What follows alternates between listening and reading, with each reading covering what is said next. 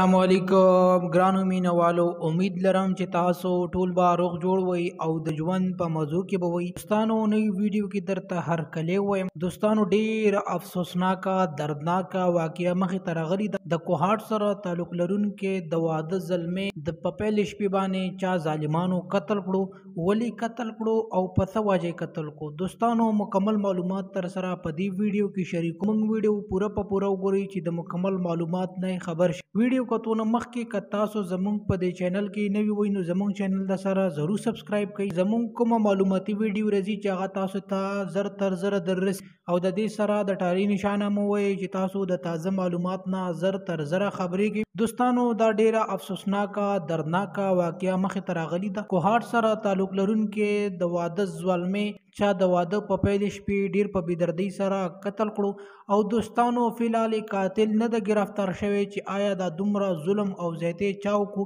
چې د واده په شپې باندې ځوان قتل شو او ناوي ښځه ورنه پاتې شوه.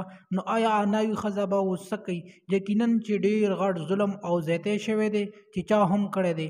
خو دوستانو د خلکو د خولې دا خبره دی چې دا د جینۍ د هلک ته یو کس پیغام ورستولی چې ته د جینۍ سره واده مه کوه، د دې جینۍ سره زه واده کوم. د دې په وجه باندې د هلک ورنه انکار کړی و او د هلک ورته وی که ته دومره تکړه وي نو ته راشه زه ورسره واده. نو دوستانو دا خبره ظاهره کیږي او خو دوستانو که موږ سوچ وکړو چې چا هم دا کار کړی دی ډیر غلط او زیاتې ورسره کړی دی ځکه چې ناوي ښځه ورنه پاتې شوه او د واده زلمې وفات شول. دوستانو مور او پلار ډیر زیات په چیغو چیغو جوړېدل او دا خبرې کوله چې موږ ته د حکومت او پولیس انصاف راکړي. دوستانو موږ ته دوی ته پکار دی چې دا کوم کس قتل کړی دی دته د سخت نه سخت سزا ورکړي. دوستانو که تاسو زموږ د چینل مخه نه سبسکرایب کړئ نو زموږ چینل مخه در سره ضرور سبسکرایب کړئ. ډیره مننه، شکریه.